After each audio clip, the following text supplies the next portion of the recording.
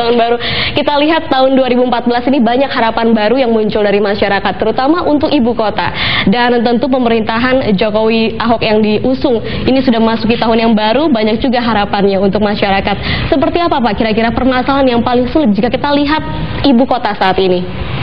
Ya, saya kira yang paling penting kan kaum menengah ke atas selalu mengatakan banjir, macet gitu ya.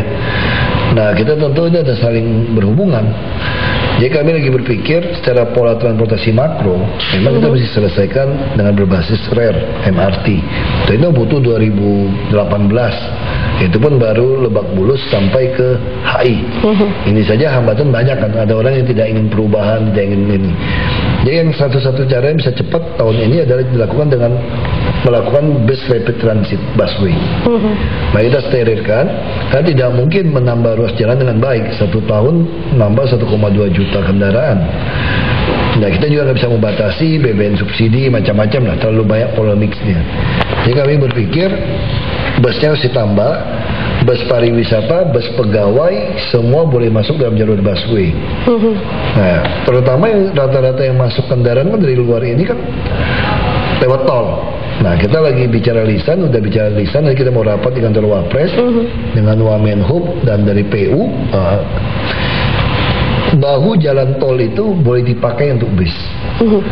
Sehingga orang yang tinggal di Serpong, tinggal di Bekasi, atau tinggal di daerah Tangerang akan suka naik bus. Kalau saya tinggal di daerah Serpong, ya tol Kebun Jeruk macet, saya boleh pakai bahu jalan. Begitu dia masuk ke tengah kota, dia boleh pakai jalur busway. Bahkan kalau busnya itu mempunyai pintu untuk naik turun di halte busway, dia turun di halte busway, dia naik Transjakarta gratis. Nah, ini yang kita lakukan, integrasi mobil-mobil sedang. Nah, kenapa bus sedang kita beli banyak? Jujur saja hampir mungkin 60% lebih kendaraan yang bus sedang di Jakarta itu usianya di atas 35-40 tahun. Itu kan lucu sekali gitu loh. Itu dari zaman kita SD mobilnya masih beroperasi. Zaman buat ini saya SD belum lahir, busnya lebih tua busnya kan gitu kan. Tapi kalau kita tekan dia beli baru, dia berpikir begini, si pengusaha bus.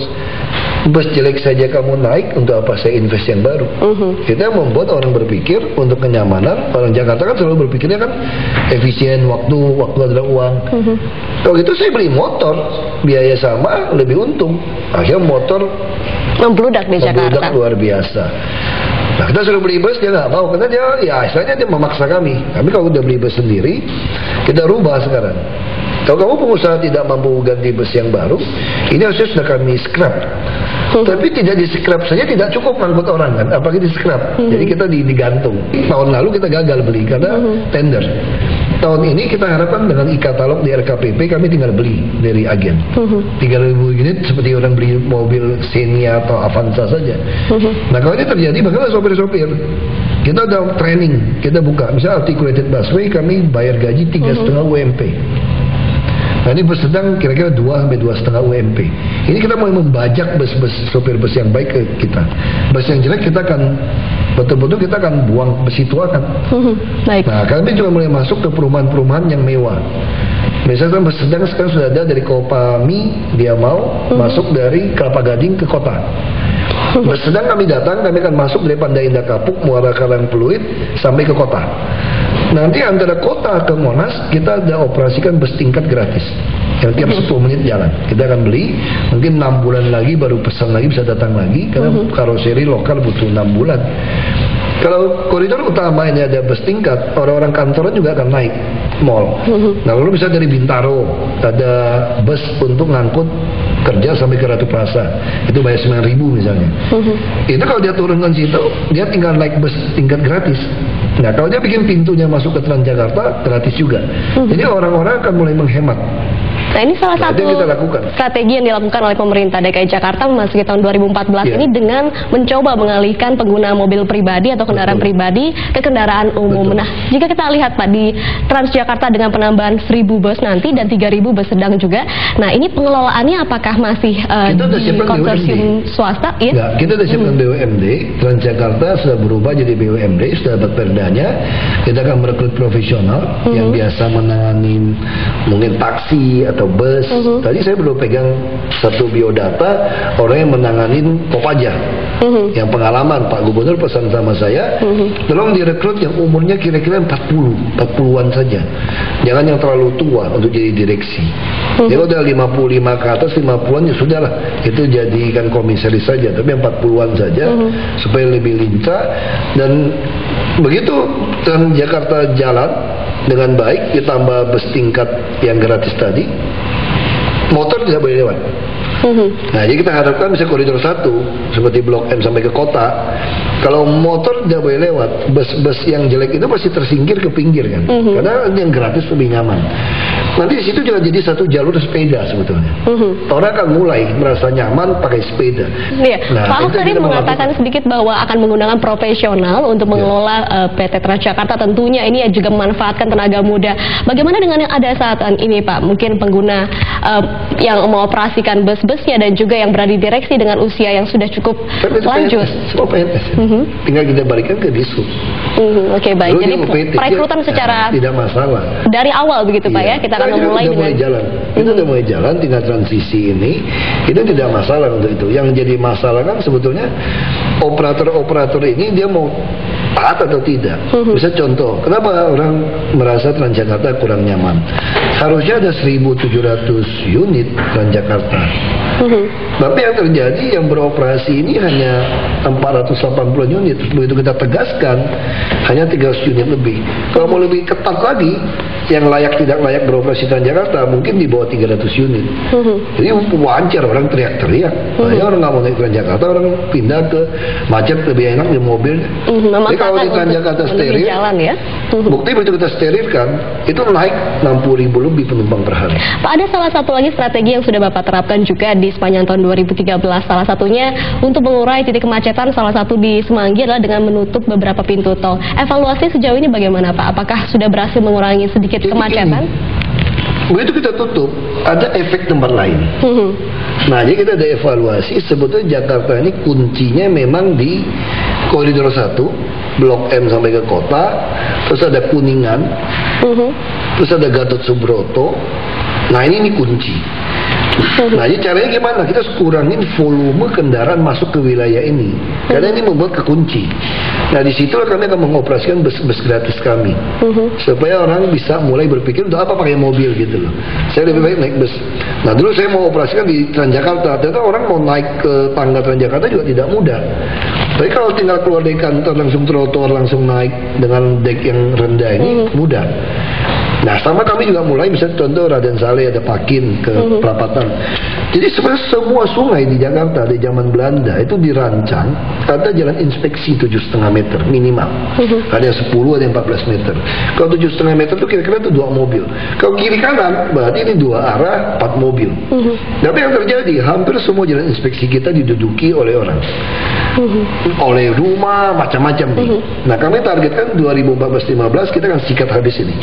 Jadi semua rumah-rumah yang dudukin saluran air sambil normalisasi saluran, atasi banjir, kita menambah rasio jalan raya. Karena tiba-tiba ada jalan inspeksi itu, ini juga akan menjadi sebuah jalan alternatif. Istilah orang kita itu bilang ada jalan tikusnya lah kalau macet gitu loh. Jadi bayangin kalau semua sungai ada jalan tikus, ini juga akan mengurai kemacetan.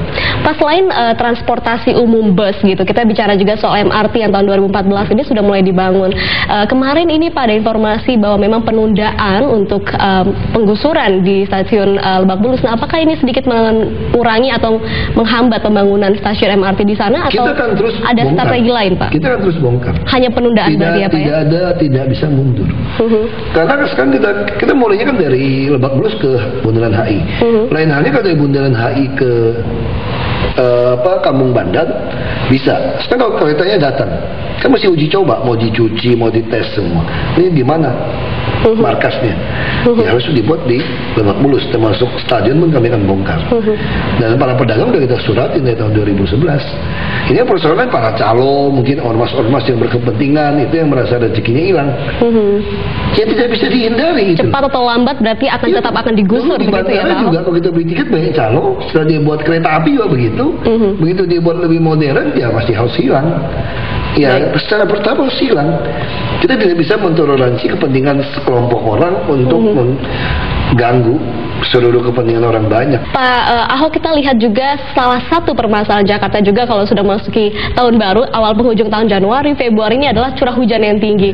Dan seperti kita tahu juga bahwa setiap curah hujan yang tinggi, beberapa daerah di Jakarta ini mulai terendam banjir, walaupun antisipasi dari pemerintah sudah dilakukan dengan membangun waduk Ria Rio, ini waduk Pluit, juga waduk Sunter ini sudah mulai dikerjakan. Apakah antisipasinya cukup kuat, Pak, untuk tahun ini 2014 di mana musim penghujan ini sudah mulai melanda lagi di ibu kota? Cukup kuat. Karena hampir semua rop utara itu belum siap. Dan kenapa banjir? Kita tuh persoalan tuh di rumah-rumah kumuh itu yang penyebab banjir. Misalnya contoh, kita udah membuat turap pinggiran sungai tinggi. Tiba-tiba pinggiran jalan inspeksi dibuatlah rumah-rumah liar. Dan dipasangin PLN listrik lagi, lucu nih, lengkap listrik, PAM, ada Telkom. Begitu turun hujan, ini seat pile-nya lebih tinggi. Airnya nggak mau turun ke sungai kan, dibobok dari mereka semua. Udah dibobok, begitu ini lagi pasang, masuk. Nah, mereka nggak boleh ada di situ. Sunter semua sama. Jadi hampir semua seat pile kita tuh bolong-bolong. Siapa yang bolongin? Penghuni-penghuni ini. Nah, kenapa? Tidak pernah kita tuntut masuk penjara. Nah, kita meminta bantuan kepolisian yang model-model ini harus kita tuntut. Dan udah 20 tahun bagaimana? Berarti ini dengan kata lain, Pak, tahun 2014 kita harus mempersiapkan diri untuk menghadapi musim penghujan ini, Pak, ya? Masih belum maksimal berarti ya, Pak? Bolong-bolong nih. Nah, kalau bicara soal renovasi ini, Pak, ada satu juga info di kemiringan tanggul banjir Kanal Barat di Latuhar Hari ini yang belum terrealisasi, Pak, renovasinya ini karena persoalan... Itu persoalan dari pusat. Terus juga orang tumpuk-tumpukin. Itu ada beton-beton milik perumahan. Ada orang taruh parkir truk-truk yang roboh. Dan kita nggak bisa larang. Kita nggak pernah tegaskan. Itu yang saya bilang, kalau Anda mau hidup nyaman di DKI, Anda harus tertib. Kalau Anda mau tertib, harus penegakan hukum. Tidak ada pilihan lain, harus penegakan hukum. Tapi penegakan hukum, barangkali kita melanggar HAM. Justru bisa kayak Muara Baru. Air rob 2,8 meter, rumah tembok. Ini orang tinggal di situ. Kalau kita nggak mau tertibkan mereka, nanti kalau ini roboh, mati. Baik, kuncinya berarti untuk memiliki kehidupan yang nyaman di tahun 2014 jauh harus tertib. Kalau mau tertib, penegakan hukum. Penegakan hukum yang tegas. Baik, Pak Basuki, kita bahas lagi tahun 2014. Tentu tidak hanya persoalan PR di Jakarta saja yang masih harus kita hadapi, tapi juga tahun 2014 ini lekat dengan tahun politik. Kita akan bahas saat lagi setelah jeda berikut.